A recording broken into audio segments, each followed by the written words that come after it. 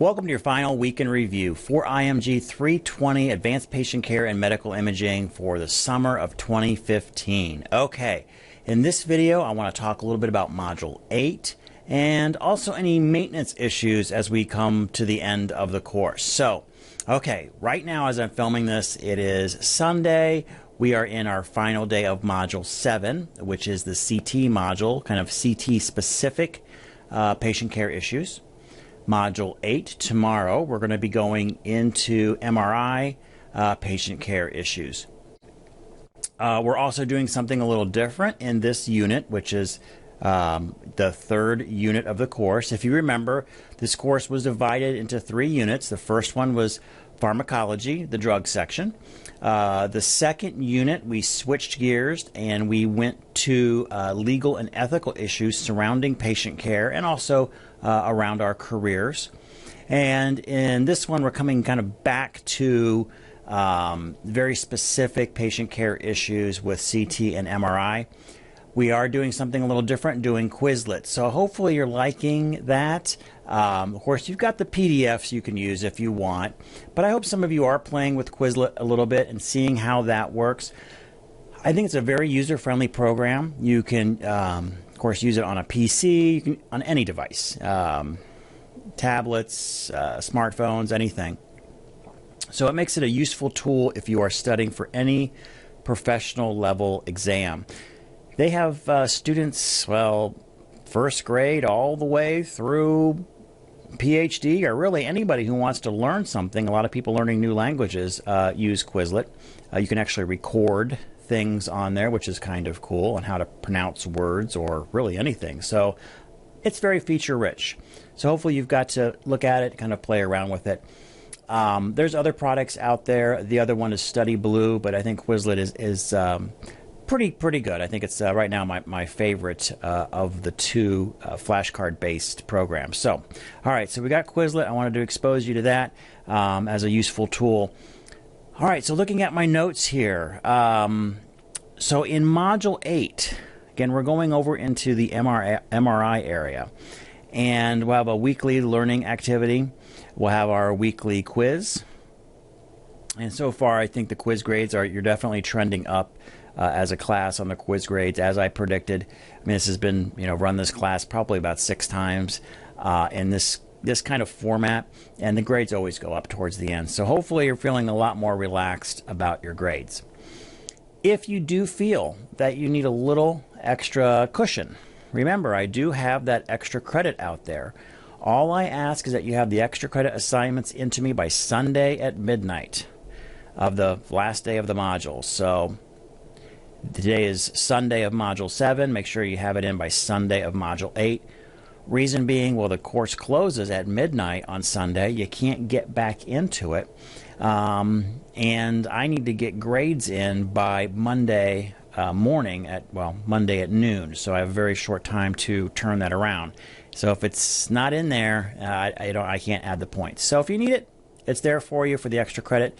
Most students don't need the extra cushion, but up to you if you feel that you do need those extra points. Some other maintenance issues as well with that. If there is any missing assignments, even a threaded discussion or a question of the week that might be missing, get it all in. Definitely get it all in by Sunday at midnight. I do take late work, just with a small deduction on points. But as some of you know, well, those of you that there's a group of you that are been in the program for 3-4 semesters, and then the majority of you this is your first semester in the program. With these online courses, there are some really do's and don'ts, and the biggest do is get the assignment in. Even if you feel that, gee, it's not my best work, I'm feeling rushed, do get it in. Especially with late assignments. Where students get into trouble or maybe not get the grades that they are going for is when there's an assignment, I missed the due date, I just won't hand it in, that's fine, I'll just keep going. But let's say it was 50 points or 100 points, or out of a 1,000 point If the course is structured around 1,000 points and you're missing 100, you're already at a full letter grade lower. But let's say you turned in that assignment, and let's say the instructor gave you a 50% on it and gave you 50 points out of 100, but you did everything else in the course absolutely stellar. You could still be at an A. You could still have a final grade for an A for the course. So please do get any late assignments in. For this course, I take very few points off for late assignments. There is a small deduction, but and most of your instructors will accept late work. Work with them, ask them, especially if there's a reason behind it. They tend to be pretty forgiving on that, and they tend to vary a little bit on what kind of penalties they're going to have for late work. I personally know, in talking to all of you through this course, you're all very busy. You have so many demands on your time, and as long as it's done at some point, that's good enough for me. So, and I think you'll find most of your instructors as you go through will work with you on late assignments. Okay, so I'll get off my soapbox on late assignments. Let me get back to kind of covering what we're doing in Module 8.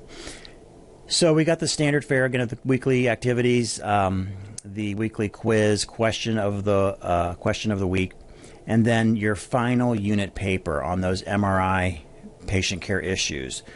Do get that paper in. That's another one of those big chunks of points, and that's due Sunday at midnight. This paper will be 3 pages long with the body, the main substance of what you're writing. I believe we're requiring 4 APA, 4 references, and you want to make sure that you keep APA style throughout the paper. So what that means is your title page will be APA formatted.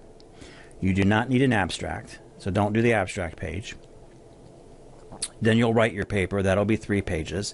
As you're writing your paper, remember to have your running head, on page 1, and then as it changes on page 1, it's always a little bit different, and then it's more, I guess, expanded, and then all the following pages, that running head is in abbreviated form. Go back to your sample papers that you have, and you can see how that's done. Remember to use your level headings. Those are kind of your way to organize your paper. I like using them because it helps me kind of break it down and how I'm going to organize it, and it makes it very easy for the reader to go through your paper. So make sure you're using your level heads in there. Again, all that was in your I had a great template that you can use. I think it's pretty good, and a template that you can use. Literally just type in your own words that I provided in the course news. Also, there was a sample paper that broke down all the essential elements of an APA paper that you can refer back to. So keep embracing APA and getting better at it. This course is kind of to help get you get that to be a forefront of thinking as you go forward. In many of your courses, you'll have larger papers that'll be due. The APA requirements will start to get a little bit deeper, but hopefully you don't feel the jump as you progress through the course. It happens gradually, or through the program, it'll happen gradually. So just keep working at it, and you'll be just fine. All right, so that covers kind of the essential elements for Module 8, and really everything that we need to complete this course. It has been a pleasure having this group in the course. I think it's very exciting. This particular group, you have a great diversity of backgrounds, and this group that's in here is very experienced. So that's nice to see. Occasionally, I have some groups that will come through, and 80% will be experienced veterans, and then we'll have 20% of folks who are maybe new to the profession, just graduated relatively recently, but which is good. We like that mix of kind of the seasoned veteran and some of the folks that are just coming into the profession. I think what really enriches the program is the interaction of the students. Because I do think that, of course, the veterans have a lot, been there, done that, seen it all. If you go back to our opening case scenario, many of you have seen very similar things to that. Many of you who work long enough in the profession will unfortunately probably see something like that. And then with the folks that are new to the profession, I think they bring a certain energy, enthusiasm, and new perspectives that are very refreshing. Because after, 15, 20 years, you tend to get a little jaded. And it's kind of nice seeing the next group of people coming through with some new ideas, and that can help, reframe our own personal thinking about the profession. So very exciting group, very strong. So it's been a wonderful class. If you have any questions as you go through the week, please feel free to text me. Probably the best way to get through to me this week. I will be at a conference Monday through Thursday of this week, but I will have text and email. But I'd say text messages will probably be the best way to get a hold of me. Again, thank you for a wonderful class, and if there's anything else I can do for you in the future, please don't hesitate to ask. Thank you.